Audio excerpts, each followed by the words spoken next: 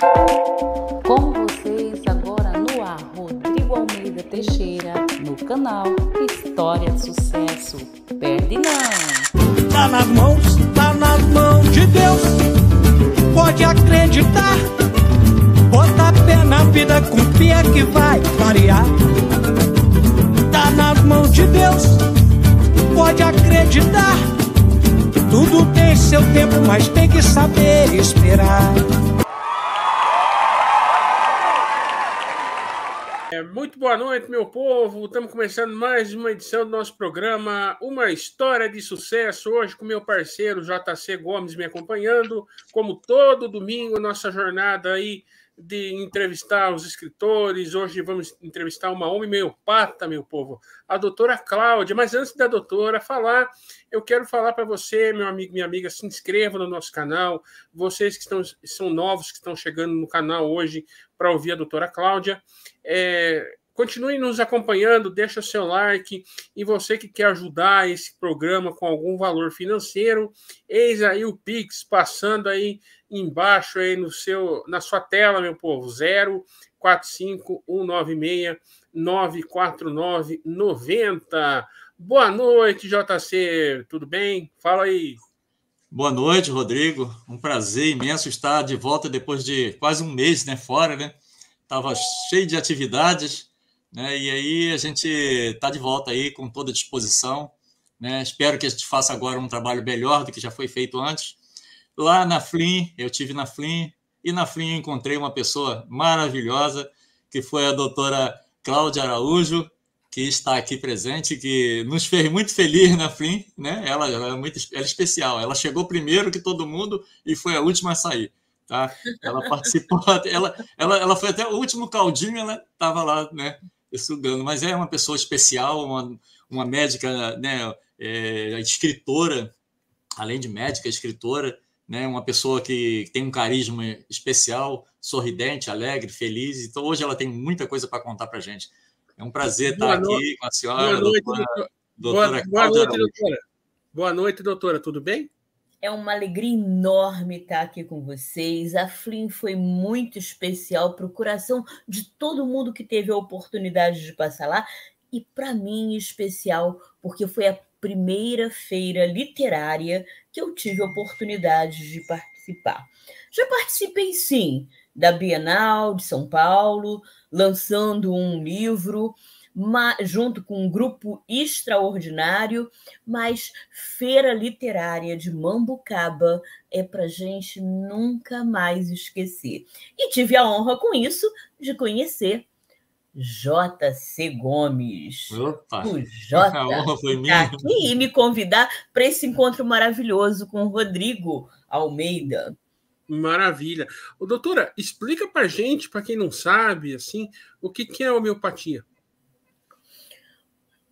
A homeopatia é uma técnica terapêutica que nasceu no século XIX com Samuel Hahnemann, que ela tem o propósito não de impedir os sinais e sintomas desencadeados, como faz a alopatia. Se você tem febre, você toma um remédio para febre, para acabar a febre. Se você tem dor, você toma um analgésico para tirar a dor, uma infecção, um antibiótico. A homeopatia tem um processo terapêutico inverso. Ela estimula o organismo para que o organismo crie os mecanismos necessários para o equilíbrio, porque o nosso corpo é um grande pilar celestial. E o nosso corpo tem a capacidade de se reequilibrar. Mas, dentro da medicina, que se tornou tradicional no mundo, de um modo geral, o que se trabalha é com um efeito contrário para impedir aquilo que está ocorrendo, enquanto a homeopatia trabalha com similimum curanter. É o equilíbrio a partir do semelhante. Interessante, né? Interessante. Como é só mesmo sendo uma doutora para poder nos explicar isso com esses detalhes.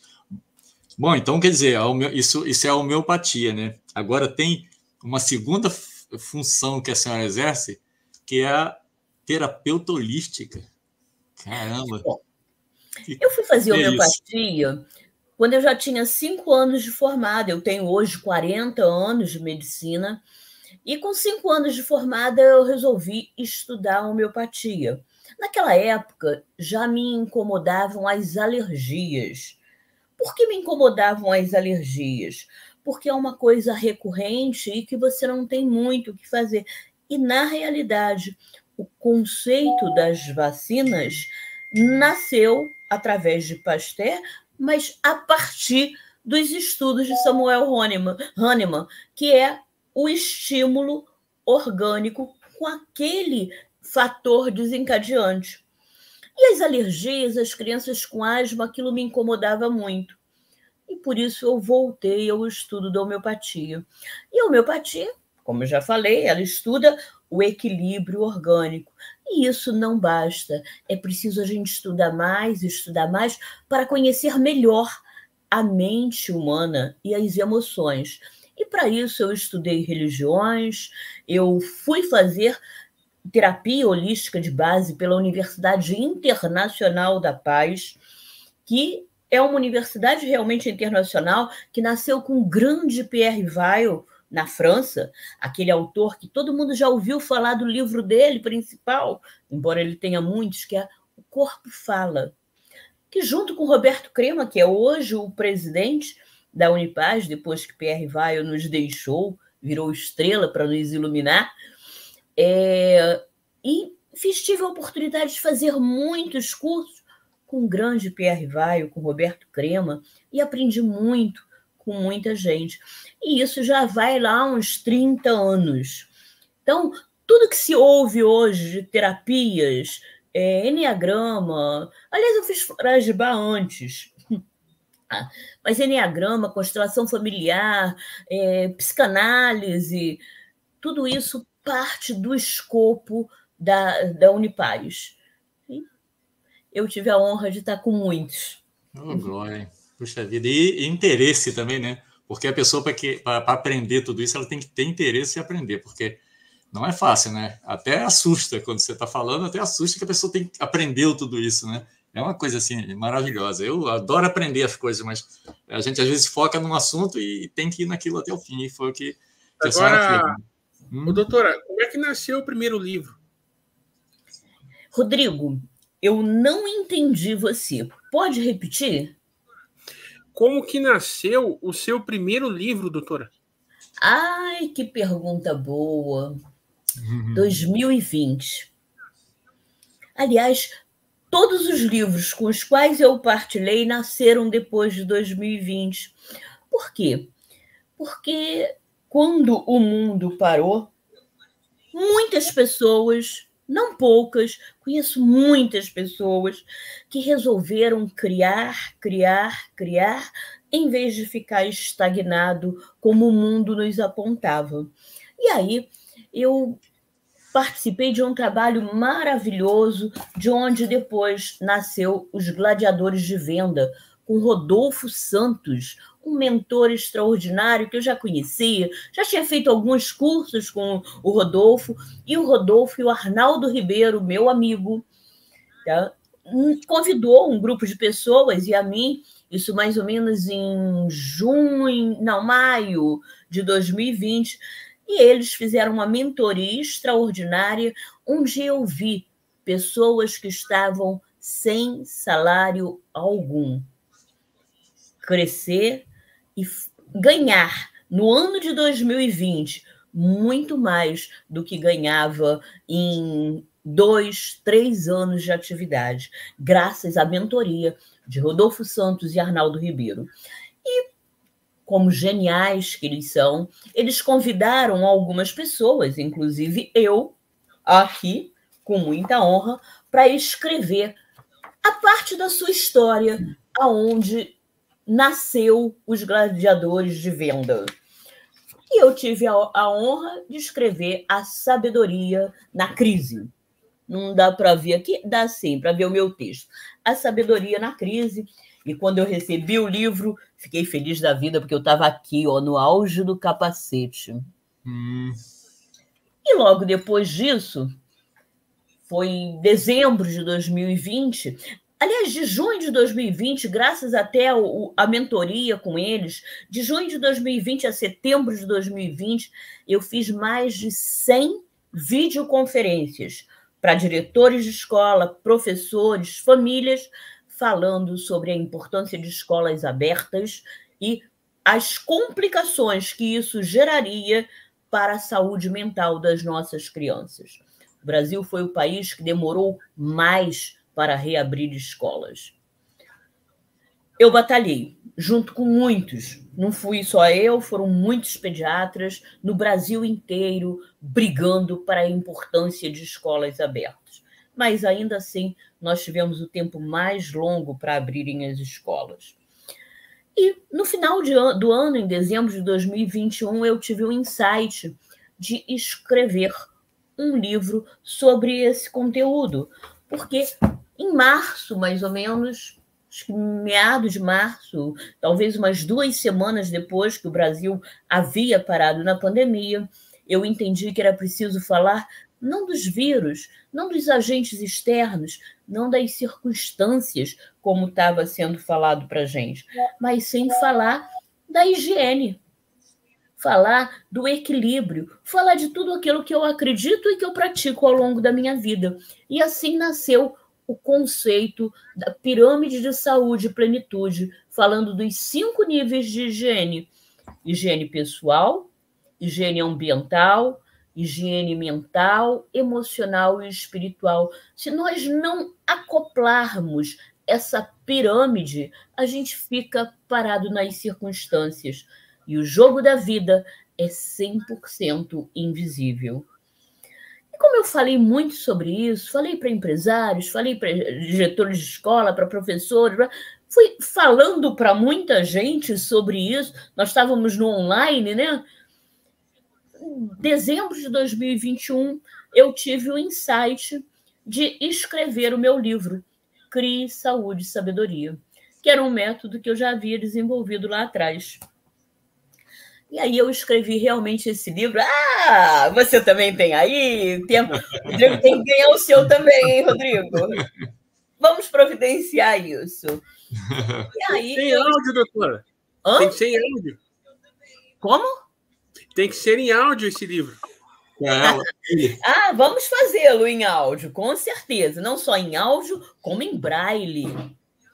Tá? Ele tem que sair em todas as suas versões. Bom, e o que é esse livro? É um guia. Será que eu falo ou eu peço para o JC falar? Você já começou a ler? Já, quer dizer, eu estou na terceira parte aqui, está até marcado aqui, ó. Já fiz os primeiros exercícios e funciona, hein? O negócio é legal. É aquele lance, né? A gente também tem que ser aquilo que eu falei, tem que ter foco, né? Você não pode fazer e depois parar para fazer outra coisa e tal. Tem que ser de manhã certinho, todo dia, direitinho ali, fazer, ou o horário que você estipular, fazer, seguir. Siga o método. É perfeito. Se seguir o método, sempre é assim, né? Se a gente seguir os métodos direitinho, tudo funciona. Se a gente não seguir nada, funciona. Mas esse livro é perfeito para isso. Eu estava falando com uma pessoa hoje, você está precisando de um livro que eu recebi aqui, porque você está bem ruim. Tá? Tem pessoas que não conseguem dar uma caminhada e que já está botando os bofs para fora, né? Então, o JC não sabe respirar, né? Fala, Rodrigo. Não, eu tenho uma pergunta aqui para a doutora que me veio à mente agora, muito boa. Só que se eu não falar, eu vou esquecer. Você falou, doutora, sobre a saúde mental, né, das nossas crianças com a demora de abrir as escolas, não foi isso que você falou? Sim. Então, eu queria saber o seguinte, qual que é a sua opinião sobre a saúde mental das nossas crianças hoje, por causa dessa demora de abrir as escolas? É meio simplista a gente falar, embora eu tenha sido defensora árdua da abertura de escolas, mas é meio simplista a gente atribuir as dificuldades, as grandes e progressivas dificuldades das crianças hoje ao tempo apenas das escolas fechadas. Não é só isso. A pandemia amordaçou todos nós, silenciou a humanidade. E isso aumentou o medo, e o medo paralisa.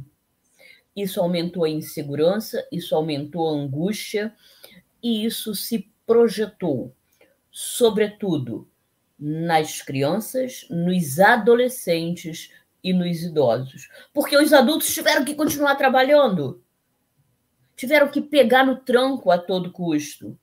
Mas as nossas crianças sofreram muito. E o que a gente vê agora, e eu continuo atendendo hoje, atendo muito mais online do que presencial, mas eu atendo crianças do Brasil inteiro. De norte a sul, de leste a oeste, lá do meio do Amazonas, entendeu? Do Mato Grosso, Rio Grande do Sul. E o que é que a gente vê? E o que os estudos já apontam? O número de autismo, de transtornos de déficit de atenção, de transtornos de comportamento e emoção, eles estão numa escalada progressiva realmente assustadora. E nós todos precisamos estar atentos para isso. E é por isso que nasceu, de fato, esse livro. Pela responsabilidade que todos nós temos de deixar o nosso legado para as nossas crianças, para o cuidado do equilíbrio mental e emocional. Nós estamos transformando as nossas crianças em fantoches de doenças. E isso é muito sério. E isso é uma preocupação que todos temos que ter. Então, a maior doença do mundo, fala-se em depressão, mas a maior doença do mundo é a infointoxicação. Todos nós estamos intoxicados de tanta informação. E daí a gente tem pouco tempo para si e pouco tempo para o outro, pouco tempo para as crianças. Está mais fácil deixar a criança na tela do que sentar, olhar nos olhos e perguntar: como você está, meu filho? Deixa eu ouvir com ouvidos atentos. E isso... Obrigada. E isso vai gerando uma escala igual uma cascata de doenças e desequilíbrios da alma. Isso é real, isso é verdadeiro. Respondi, Rodrigo? Nossa, doutora, você me emocionou com as suas palavras. Você me emocionou. Realmente é isso que está acontecendo com o mundo. Infelizmente, o excesso de informação está desinformando as pessoas. As pessoas se distraem nas redes sociais. É lógico que eu não sou contra a rede social. Tá? Hoje, JC sabe, eu adoro brincar com as imagenzinhas do WhatsApp. Respondo tudo com imagenzinhas. Por quê? Porque cada vez que eu mando uma imagem, eu mando uma bênção para minha neta. Foi a minha neta que, aos 7 anos, eu estava falando com ela e falei: poxa, eu vejo umas figurinhas tão bonitinhas que eu gostaria de ter. Ela olhou para mim e falou assim: vó, isso é fácil. Aí foi lá, pegou o celular da minha mão, aí eu olhei e falei: não é que parece comigo? Parece mesmo. Aí eu falei: que legal, Marina, e agora? O que eu faço com isso? Vó, bota no WhatsApp. Eu falei: como que põe? Aí ela botou no meu WhatsApp. Essa parte da aula, né? Tem que ser aula completa, né? Pois é, isso é ótimo. Mas ela tem porque as crianças já nasceram com o plug da internet, o plug do sistema digital. E isso é bom, mas elas não podem deixar de ter relações humanas. Porque o contato com o outro faz falta, né, doutora? Até para o psicológico, né? Eu mesmo sou uma pessoa que tenho que ter contato com as pessoas, senão a gente fica muito estressado, angustiado, né? JC sabe como ele me conheceu, como eu era angustiado, e hoje eu estou bem melhor. Eu faço ele rir muito, eu conto piada para ele, conto história para ele e tal. Porque o que acontece é o seguinte: ele sabe que ele é deficiente visual, eu sei que ele é deficiente visual, mas eu não o trato como deficiente visual, entendeu? eu trato ele da melhor maneira possível, o mais natural possível. Aí ele ri muito comigo. Aí ele fala assim para mim, então, eu até poderia ver isso aí, mas minha vista está meio embaçada. Ele me curtiu minha cara. Aí, como é que eu ele vou contar uma história para vocês. Em 2000 para 2001, eu tenho glaucoma desde os 30 anos de idade. Glaucoma é uma doença que leva à cegueira. Certo. Inclusive, assim, o colírio que eu usava antes, eu não sabia que eu tinha realmente uma sensibilidade a ele, mas era a única droga que existia. Meus filhos eram crianças, e quando eu colocava... Tiago Andrade, já vou falar do nosso livro aqui, Tiagão, que está entrando aqui. Obrigada, meu querido. Você não conhece essa história que eu vou contar, hein, Tiago? Pessoal, tem bastante gente. Cagério também já esteve aí visitando a gente. Eu não ouvi. Cagério também já esteve aí. Já pegou aqui. Ele está por aí, está ali. Mas aí eu usava um colírio e todas as vezes que eu usava, eu lacrimejava. Ardia, doía muito. E meus filhos pequenininhos viravam para mim e falavam assim: mãe, por que você põe esse negócio no olho que toda vez que você põe, você chora? E eu respondia para eles: porque eu quero continuar vendo você. Aí eles me abraçavam, passavam, mas eu usava aquele colírio 2 vezes por dia e as lágrimas desciam. Até que criaram um novo colírio que eu uso até hoje, entendeu? E que não tenho mais esse problema. Aí, o que a Sônia Sol falou aí, ó? Olha o que a Sônia Sol falou. Que delícia de amizade entre o Rodrigues e o Gomes. É porque eu faço ele rir muito, cara. Eu divirto, se ele tá assim, porque eu falo muita bobeira para ele poder se distrair. Senão ele entra em parafuso aí na minha frente. Eu não quero, não. Eu quero ver ele assim. Eu ensinei ele como entrar na frente da câmera. Eu falei, cara, você mede os palmos na frente do teclado, vê a distância todinha. Depois divide no meio assim, e você vai no meio e bota a mão em cima do computador. Aí você mede seu rosto nessa direção, pronto, você vai ficar na frente certinho. Então, ele não aprendeu mesmo? Hoje já entrou certinho ali, ó, na frente da câmera. Entendeu? Então está sendo... A minha terapia com ele está funcionando. Ótimo, que bom. Ouvir com ouvidos atentos. Mas aí, voltando até rapidamente, no ano 2000, eu percebi que eu não estava mais enxergando, que eu tinha diminuído muito a minha capacidade visual. E naquela época não se falava de regeneração de neurônio. Mas quando eu via o fato, fui fazer os exames e vi que eu havia perdido muito a minha visão. E quando eu levei para um oftalmologista, meu amigo, ele olhou e sabia que eu sabia fazer análise daquele exame, tanto quanto ele, olhou para mim e falou assim: Cláudia, você sabe que em 5 anos você fica cega. Que isso? Aí eu falei para ele: eu não vou ficar. Você sabe que você vai ficar. Eu falei: eu não vou ficar. Ele falou: por que você diz isso? Porque no ano 2000, os meus filhos, assim como os seus, estarão na faculdade. E eu preciso trabalhar para que eles estudem. Aí ele me abraçou e eu não estou cega. O que é que eu fiz? Eu fiz reiki, eu fiz terapia, eu fiz tudo o que eu podia fazer. Eu entreguei a Deus e dei a Deus. Mas quando ele falou isso para ti, o teu emocional não ficou ruim? Rodrigo, eu não vou dizer que não ficou. Foi a primeira licença que eu tirei na minha vida. Tá? Eu tirei licença, sim, para me cuidar, mas tudo o que eu sabia era que Deus não havia de me deixar cega, porque meus filhos precisariam ir para a faculdade, na época eram todos adolescentes. É isso aí. E eu não fiquei. A sua força de vontade de pensamento funciona dessa. Qualquer homem, filho do Pai Celestial, entregue ao Pai, a sua prece é ouvida. Tem uma pergunta para a doutora aqui, a Sônia Sol. A que se atribui o aumento de autismo? Tenho visto pesquisas sobre a má qualidade da alimentação. Isso também pode ser causa de autismo? Excelente pergunta, Sônia. E eu lhe agradeço. O autismo ainda não está explicado. Agora, a alimentação é um fator essencial, que começa com a alimentação da gestante.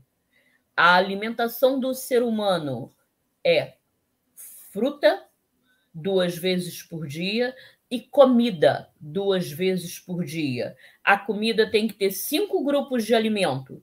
Uma raiz branca, aipim, inhame, batata doce, cará, nabo, uma leguminosa amarela ou vermelha, abóbora, beterraba, cenoura, berinjela, tomate, uma proteína, frango, peixe, carne de boi, ovos, 1 a 2 grãos integrais, arroz integral, feijão, trigo, soja, milho, aveia, grão de bico, e 3 a 5 verdes, espinafre, couve, brócolis.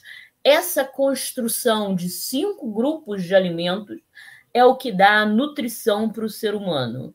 Fora isso, é preciso água, é preciso sol. Nós não estamos pegando sol, nossas crianças não estão pegando sol, e o sol é essencial. O descanso, nossas crianças estão dormindo muito tarde. E isso também contribui, porque se distrai nas telas, nas televisões, nos quartos.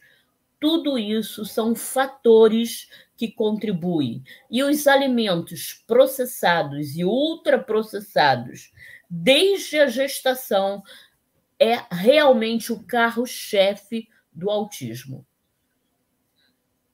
As crianças começam a ter uma alimentação, ainda quando a mãe tem uma alimentação na gestação melhor, mama no peito, né? Começa com uma alimentação melhor, 1 ano começa a comer tudo quanto é alimento bem gostoso que o homem fabrica para fazer mal à saúde. O que faz mal à saúde, doutora? Tudo aquilo que o homem fabrica para ser bem gostoso. Caldo, quinoa, sazon, ajinomoto, chocolate, bala, pirulito, refrigerante, suquinho de pozinho, caixinha, garrafinha, salsicha, mortadela, linguiça, presunto, ketchup, maionese, massa de tomate, chips, fandangos, torcidas, Doritos, fofuras. Isso é o crime da mala. E tudo isso... Só coisas deliciosas e terríveis. Tudo isso são causas que colaboram, que corroboram com o autismo. Mas a gente ainda vai levar mais tempo. Além do medo, da angústia, do distanciamento humano e da acomodação.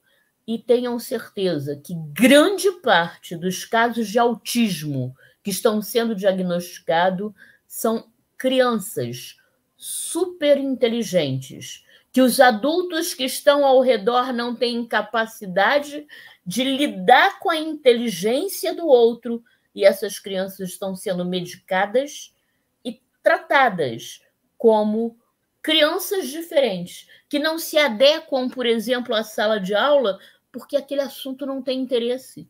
A gente vê muito crianças super inteligentes que aprendem a ler e escrever com 3 anos, com 4 anos, sozinha. E aí não tem vontade de estar na sala de aula que os outros, que não estão recebendo estímulo adequado. E aí essas crianças escrever, são né? colocadas como crianças diferentes e tarjadas de doença. Então, são muitas as questões que mexem nesse balaio. E a gente ainda vai levar alguns anos para esclarecer. Mas atenção, papai, atenção, mamãe. As nossas crianças, por excesso de inteligência, muitas vezes estão com diagnóstico de doença. Nossa. Infelizmente...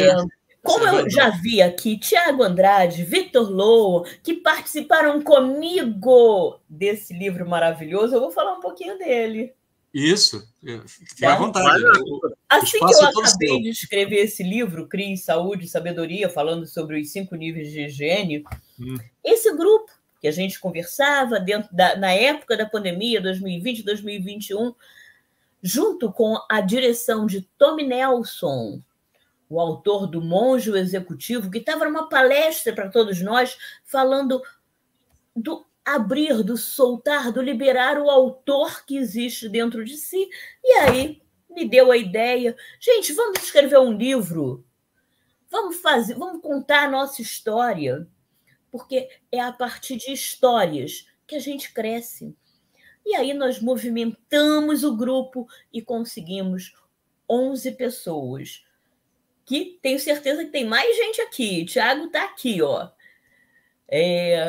E pessoas de níveis culturais, de níveis de conhecimento diferente, e nós escrevemos esse livro maravilhoso que foi lançado na Bienal 2022, porque ele mostra que conexão de corações, de mentes, corações e negócios, pessoas de níveis culturais diferentes que juntas podem escrever uma linda história, que todos nós podemos participar de grupos, e é a divergência, diferente do que está sendo feito nas escolas, com as nossas crianças, é a diferença de capacidade que alimenta e floresce grandes jardins. Esse é o livro, vale a pena, está na Amazon, nas grandes livrarias todas, e todos nós precisamos nos reunir, nos agrupar, deixar um pouquinho a tela de lado e nos agrupar em equipes, em clãs, não é? Que nada mais foi do que a Flim Mambucaba, né, JC? Muito maravilhoso. Fala um pouco da Flim, o que você acha? Como é que foi aquilo lá para a gente, para você? Cagério está aqui. Cagério está aqui, ele esteve aqui, saiu daqui, está aqui ainda. Vamos botar o nome dele aí, ó. Olha, grande Cagério, que maravilha! Esse é o cara. Esse é o cara. O professor Cagério é o grande fomentador. Quando eu cheguei lá, ele falou assim, você é você mesmo? Hã? Quando eu cheguei lá, ele falou assim, você é você mesmo? Eu falei, sou eu. Eu. O grande Cagério é o grande fomentador da Flim de Mambucaba, Feira Literária de Mambucaba,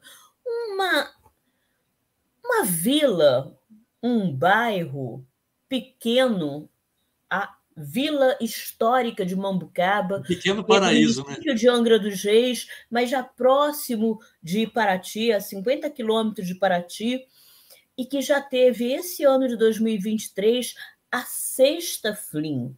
E vamos fazer em 2024, e esse projeto não pode parar, com autores de todas as regiões do nosso país, gente de muito distante, gente de mais próximo, autores maravilhosos, cantores, compositores da região que, sob a orientação do Cagério e de toda a sua equipe, formam um evento divino.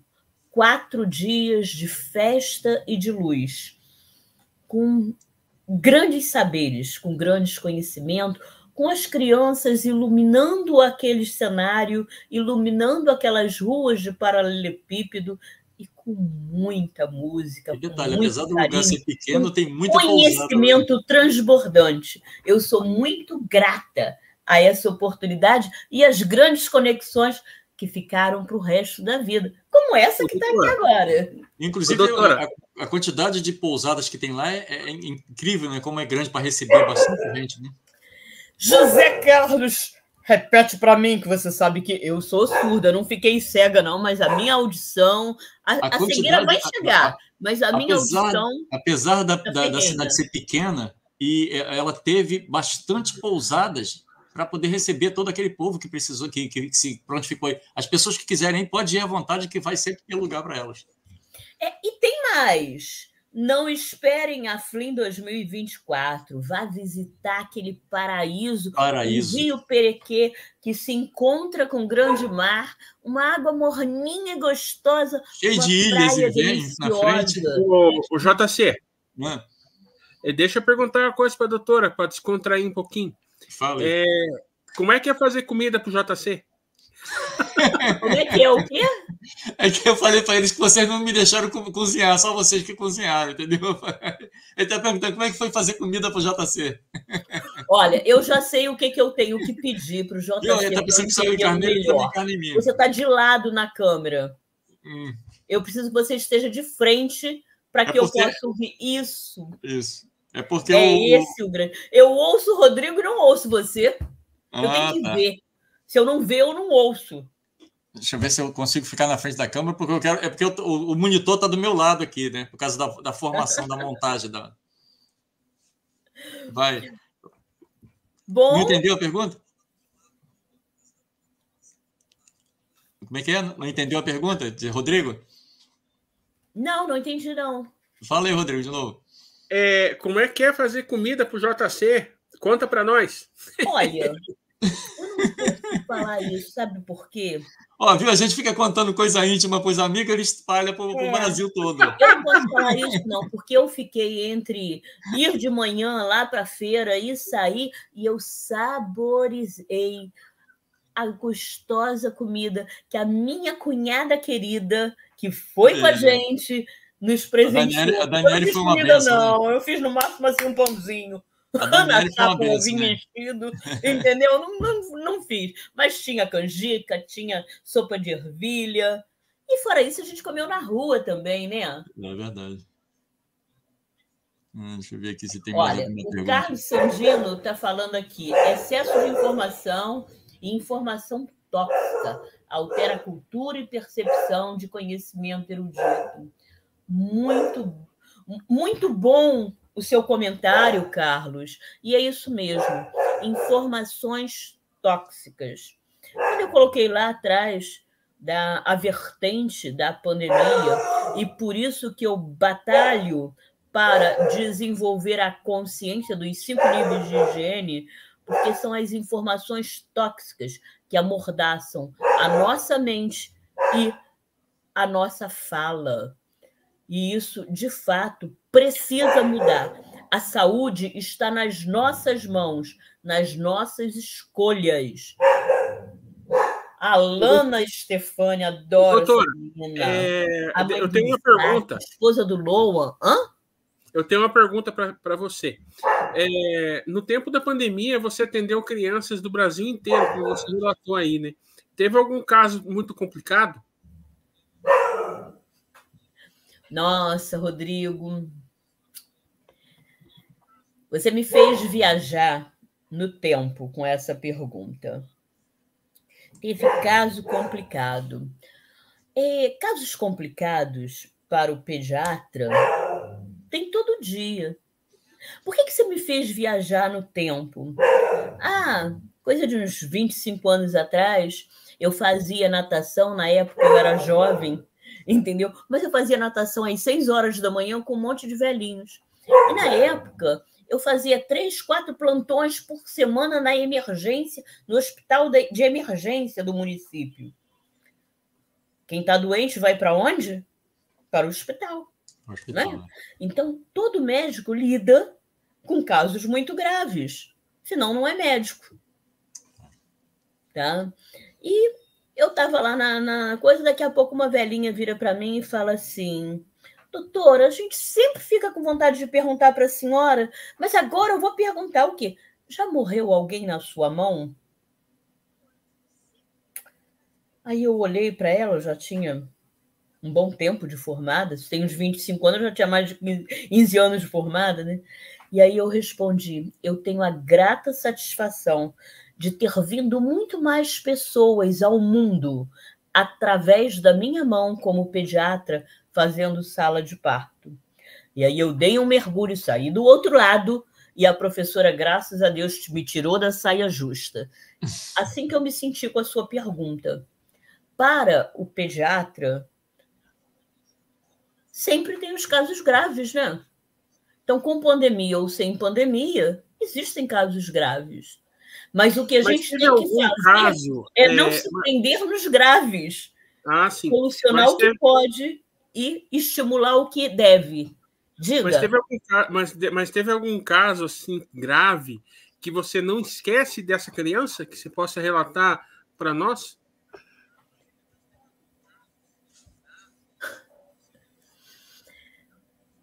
Rodrigo, na época da pandemia, deixa eu tentar me centrar nesse ponto que você traz. Na época da pandemia, que foi 2020 até primeiro trimestre de 2021, depois disso a pandemia acabou, só ficou correndo nas infointoxicações, tá? Realmente não tinha uma prevalência de crianças.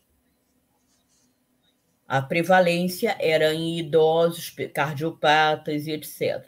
Mas qualquer doença que tenha prevalência de idoso vai acontecer em crianças. Qualquer doença que tenha prevalência em criança vai acontecer em jovens e adultos e idosos. Então, na pandemia, nós tivemos casos, sim, de Covid. Nós perdemos, sim, crianças com distúrbios neurológicos graves, com distúrbios metabólicos já de antemão, e que nós perdemos essas crianças. Mas o mais sério na pandemia foram os transtornos emocionais. Inclusive, naquela sessão de palestras, videoconferências que eu fiz, eu e muitos pediatras que estavam falando, a gente já estava recebendo no consultório recém-nascidos com distúrbios psicossomáticos. E as pessoas achavam estranho, mas recém-nascido com distúrbio psicossomático? Sim, com distúrbio psicossomático. Recém-nascidos que vinham de uma gestação apavorada. A Alana está falando aqui, o WhatsApp hoje é problema na comunicação, pois acumula muita informação em um único local. Sim, Alana. Mas não é só o WhatsApp, né? É a capacidade de transmissão, que, novamente, a gente escolhe o que a gente quer. Né? Eu já vi muitas pessoas sofrendo, por exemplo, porque recebe informação e não consegue responder tudo a todo mundo, e a pessoa pode ficar chateada. E aí, o que eu costumo mostrar é o meu celular. Olha aqui quanto azulzinho, tá vendo? E se eu rolar a minha caixa, vai ter azulzinho, não dá para ver na câmera.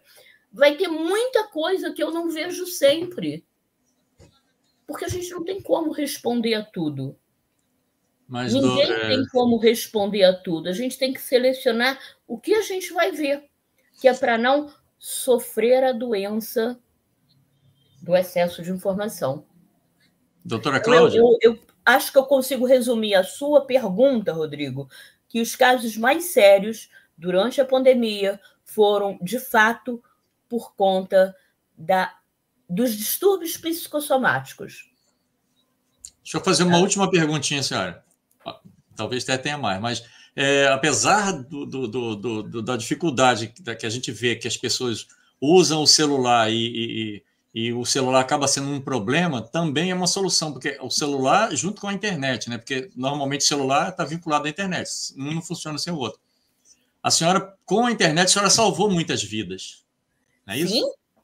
E hoje eu atendo, graças à internet, que é uma ferramenta extraordinária. Eu atendo daqui, do Rio de Janeiro, eu atendo pessoas lá do Amazonas. Eu já atendi, graças à ferramenta da internet, crianças em crise de asma grave, em que eu fiz o atendimento de emergência, que a gente faria no pronto-socorro, acompanhando online com a criança embarcada num cruzeiro. E o pai acessou o médico via internet e eu consegui conduzir. O pai tinha medicação e essa criança saiu da crise. Fiquei um tempo longo com ela, assim, acompanhando. E ela saiu da crise grave que ela estava via internet. Então, o problema não é a internet. Não. O problema é a utilização. É como a gente administra o nosso tempo e as nossas escolhas. É isso aí, é verdade. JC, como é que nós estamos de tempo aí, Jota? Como? Nós estamos com 44 minutos, mas eu gostaria que fosse mais longe, né? Mas ela tem que descansar também, né? Ela já ela fez uma sabatina com a gente aqui. Não, é que eu queria sugerir que você controlasse para a gente estender até as 10h10, mais ou menos. Tá bom. Estamos aqui. O momento hoje é de vocês. O que a gente pode perguntar? A senhora já falou sobre todos os livros. Faltou algum? Me fala sobre o Crescer Saúde, essa empresa, a sua empresa. A Crescer Saúde, ela antecede... eu costumo dizer que os pensamentos encontram os pensadores, mas os pensamentos estão no cosmos, nós somos apenas ouvintes. As pessoas costumam acreditar que elas pensam. Doce ilusão. Em 2015, já estava para me aposentar, e eu estava realmente, naquela época, me sentindo mal no serviço que eu trabalhava, incomodada com a qualidade da saúde que eu estava conseguindo prestar a nível de emergência. E aí eu falei, vou me aposentar, não quero mais isso, já cumpri minha parte, não consegui. Entendi naquela época que a saúde precisava era sair das paredes dos hospitais e dos consultórios e chegar a toda a gente. Por que eu entendi isso? Porque a gente já vem tendo surtos sucessivos de viroses diferentes e mais graves há 2 décadas. Covid não é a primeira grande virose. E a gente já vinha acompanhando isso na saúde. Eu e todos os médicos. E aí eu falei, não, é preciso preparar toda a gente para encontre a saúde dentro de si. E aí o que eu fiz? Só através da educação. Só existe transformação a partir da educação e da mais tenra idade. Então, eu passei 1 ano e meio pesquisando o que outros países falavam sobre saúde escolar. E, a partir daí, eu desenhei o meu próprio modelo, que é a Crescer Saúde, uma empresa de educação em saúde e teleassistência médica pelo médico de referência. O que aconteceu no nosso país nas últimas 3 décadas? O médico de família se perdeu. A gente deixou de ter médico de confiança. A gente passou a usar a emergência em vez de buscar o médico que orienta, que ensina, que auxilia. Vai para o plano de saúde, vai lá para o livrinho, vai para o médico. E se eu não tenho referência, se eu não acredito no outro, o que o outro fala não faz sentido para mim. E eu não sigo. E se eu não sigo, a possibilidade de dar errado é maior do que de dar certo. Então, a saúde no Brasil se perdeu a partir disso. E por isso eu criei a Crescer Saúde, que é o médico de referência que faz educação continuada em saúde, desde o treinamento em primeiros socorros, e isso antecedeu a Lei Lucas, que exige hoje não só que escolas, mas que todas as pessoas que trabalham com crianças e adolescentes façam treinamento em primeiros socorros anualmente. Eu comecei a fazer isso antes. E hoje eu atendo várias escolas, tá? Onde qualquer situação que ocorra na escola, a escola entra em contato, a gente ouve o que é, entende o que é e dá o caminho, o direcionamento para que aquilo seja reportado. Até mesmo, por exemplo, um acidente com a criança. Caiu, se machucou, cortou. A gente vai fazer a primeira orientação e, se for o caso, falar diretamente com o pai, com a mãe, que já me conhece. E aí é totalmente diferente o médico falando para a escola que está preocupada com aquilo falar para a família que fica apavorada e, de repente, comete até outros acidentes na busca de socorrer o filho. Patrícia Pineiro, nossa, que alegria! Que honra, Patrícia! Obrigada, ela está dizendo aqui que também já foi salvo pela doutora aqui na Terra Nascente. Salva nada, a gente está aqui para dar a mão. A Patrícia Pineiro é brasileira, mora no Japão, trabalha na Embaixada do México no Japão há muitos anos, tem uma filha japonesa E hoje, graças à internet, eu já fui presenteada com a solicitação dela em Angústia lá, porque por mais que ela esteja há muitos anos no Japão, sempre tem a dificuldade da língua, do não ser da região, da angústia, porque a medicina no Japão tem um outro perfil da medicina brasileira. Então, eu já tive a oportunidade de dar a mão a ela. Obrigada, Patrícia, que está lá do outro lado do mundo, do Japão, assistindo a gente aqui agora. Gratidão. Maravilha, a Sônia Sol está falando aí. Trabalhei com muitas crianças de escolas particulares que tomavam Ritalina, todas muito inteligentes, mas amedrontadas com o risco de não passar de ano. A senhora pode falar um pouquinho sobre isso? Sônia, me dá assim um certo engasgo. Mas a gente pode falar sim. E eu agradeço a sua colocação, que permite esse momento. Obrigada, Amanda. O problema não está no uso da Ritalina quando ela é necessária ou de qualquer outro medicamento. Eu ressalto aqui que eu passei por muitas jornadas, 40 anos, são 40 anos de atividade, trabalhei em hospital psiquiátrico muito tempo, inclusive coordenei, não trabalhei em hospital psiquiátrico de criança, não. A gente já fala sobre isso, Carlos, que é outro tema muito importante, obrigada. Mas trabalhei com adultos internados, com a psiquiatria, e acho que a psiquiatria é um segmento que todas as pessoas deveriam passar por ele.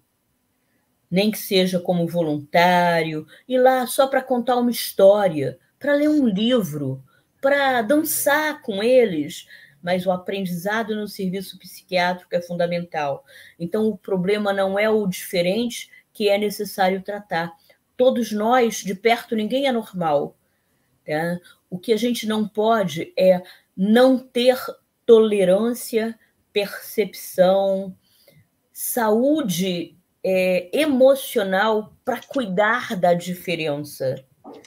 E taxar crianças muito inteligentes como doentes mentais e medicar, porque tem muita criança medicada. Tem muita criança que está trocando. Aí nós vamos para a infointoxicação, o cuidado da família para os terapeutas. Tem criança que tem 1 hora de atividade por dia, por semana com psicólogo, 1 hora com fono, 1 hora com terapeuta ocupacional, 1 hora com psicopedagogo, outra hora com música, e que passa a sua vida e a família num transtorno, porque as famílias não estão sendo orientadas a cuidar dos seus filhos. Então, não estou dizendo que não precisa ter toda a equipe multidisciplinar, precisa, mas nós precisamos trabalhar as famílias para que isso possa acontecer.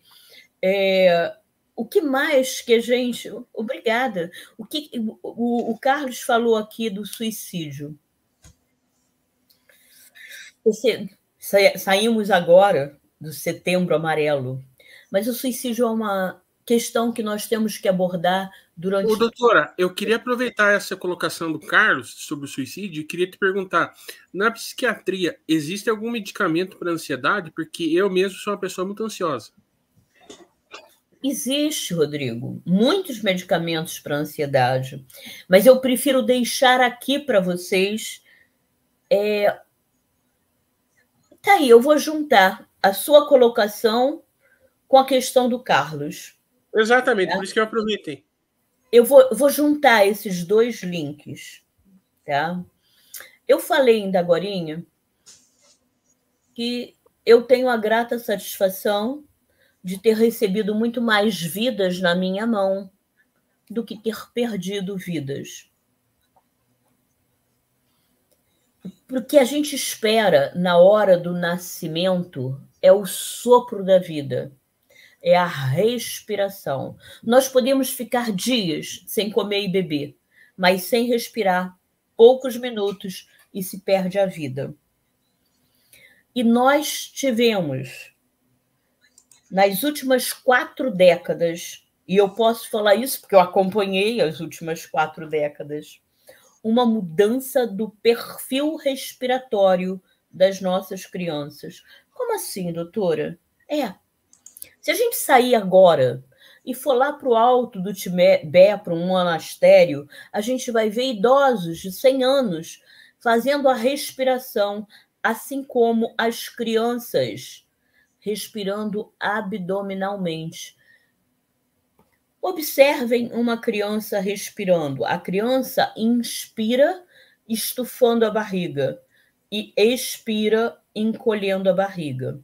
Enquanto nós, adultos, de um modo geral, no Ocidente, respiramos levantando o tronco, levantando o diafragma e não abaixando o diafragma. E qual é a importância disso com o suicídio, com a ansiedade, com a depressão? Total. A inspiração abdominal, ela aumenta a serotonina no cérebro. Ela aumenta a CTH, ela traz ondas cerebrais mais lentas, ela diminui a ansiedade. A serotonina é o primo do ansiolítico, é o ansiolítico natural. E quando a gente respira abdominalmente, a gente respira toracicamente, a gente aumenta adrenalina e cortisol.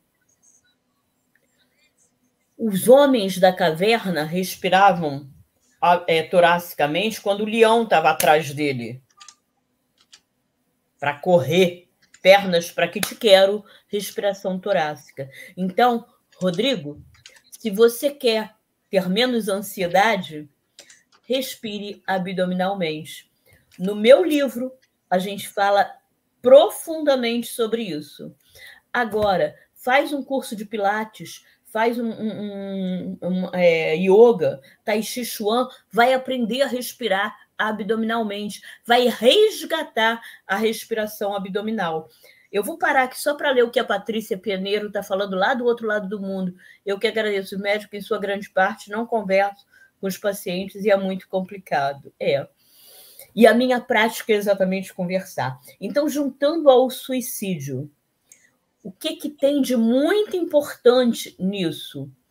Antes da pandemia, a gente já estava vendo as nossas crianças trocando a respiração abdominal por torácica por volta dos 2 anos de idade. Na pandemia, a gente viu crianças lactentes, jovens lactentes de 6 meses, de 4 meses, respirando toracicamente e com distúrbio psicossomático. Há 40 anos atrás, as crianças no Brasil trocavam essa respiração por volta dos 8 anos. Percebe que tudo tem uma interligação? Então, se quer ter menos ansiedade, respire abdominalmente. Se quer ter menos ansiedade e ver seus filhos menos sujeitos à ansiedade e ao suicídio, porque a faixa etária que mais cresce suicídio é infanto-juvenil, e nós não podemos fechar os olhos para isso, respire abdominalmente com as nossas crianças. Mas eu só posso ensinar aquilo que eu aprendi.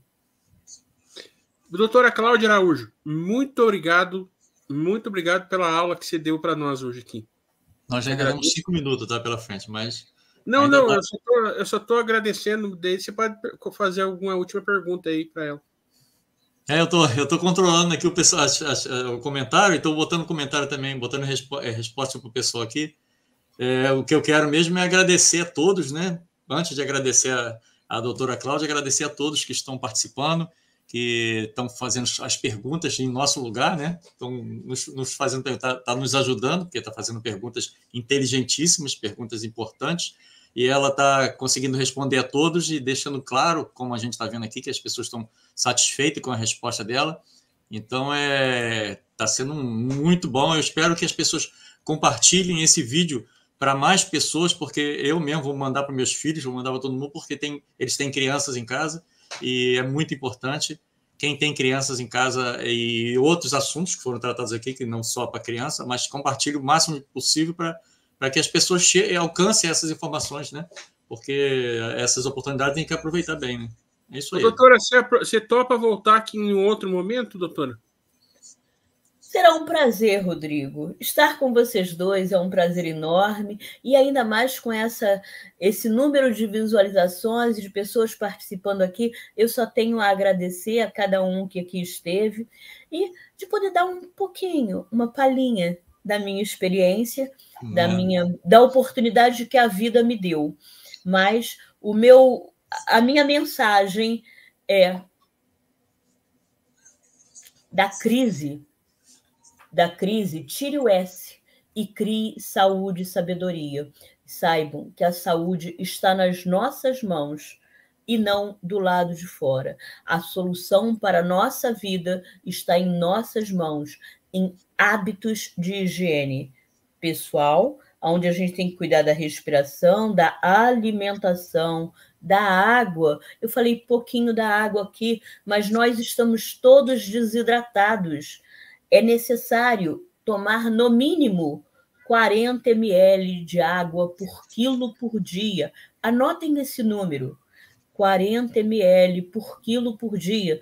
Se é uma criança de 10 quilos, tem que tomar 400 ml. Se é um jovem de 50 quilos, tem que tomar 2 litros. Se é um adulto de 70 quilos, tem que tomar, no mínimo não é bom, 2 litros e 800. Então, são 40 ml por quilo por dia. Aquilo que a gente não mede, a gente não gerencia. Mas cuidem também da atividade física, do sol. É preciso 1 hora de sol todos os dias e do descanso, para que a gente tenha menos ansiedade, para que a gente tenha desenvolvimento neural melhor, e isso está diretamente ligado, inclusive, aos casos de autismo. Eu preciso dormir entre 9 e 9h30.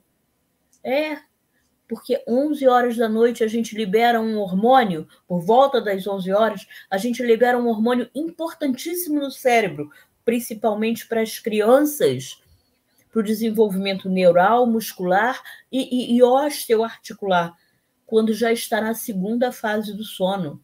E nossas crianças estão dormindo muito tarde.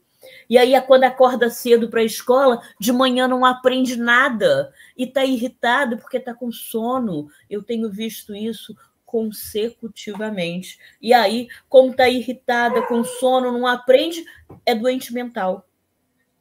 Ganha um diagnóstico de doença.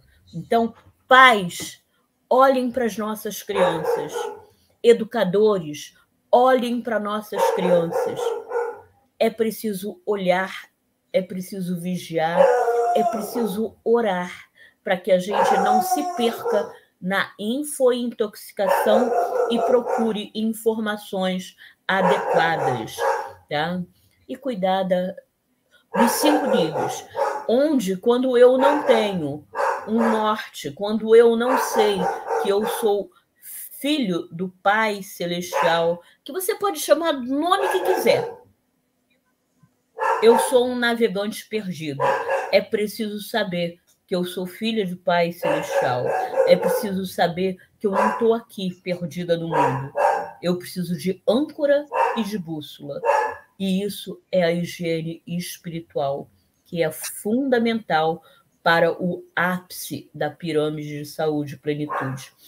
Se deixar aqui... Cláudia, vocês estão me inspirando e eu não paro de falar. É uma pena a gente ter que encerrar, mas falta 2 minutos. Exatamente. As palavras finais, a senhora é muito sábia e a gente gosta de ouvi-la. Olha, o meu convite é que vocês visitem... Deixa eu ler aqui o endereço para eu não me perder. Mas visitem o meu site, crescersaude.com ou grupo crescersaude.com. Tá? Que vocês vão encontrar as informações, inclusive as informações do meu livro. Tá? E vem aí também, porque isso não basta, junto com a grande Joana Dark-Lage, arte educadora, poetisa, e que o JC também teve oportunidade de conhecer, que devem trazer aqui A gente criou junto a série Já falei que eu vou convidá-la. Poesia, Educação em Saúde, onde nós vamos destrinchar todos esses níveis, falando para as diversas linguagens. Obrigado, doutora. A todos. Diga. Obrigado pela sua presença. E quem que você quer indicar para um programa futuro? Como? Quem que você vai indicar? Já indicou. Já indicou. Eu não entendi. Quem a senhora vai indicar para um programa futuro? A Joana, já está indicada. Eu indiquei, Joana Darklage. Já vou entrar em contato com ela, Rodrigo. Estou à inteira disposição. Obrigada, Lana. E obrigada a todos que aqui tiveram. Obrigada, Rodrigo. Essa foi doutora Cláudia Araújo. E eu quero deixar o meu beijo a todos. E obrigado, Jota, por mais essa parceria. Obrigado, meu irmão. Um abraço para você. Um abraço, doutora Cláudia. Foi um prazer imenso estar aqui. Tchau. E não esqueçam do meu Instagram, Cláudia Araújo Crescer Saúde. É isso aí.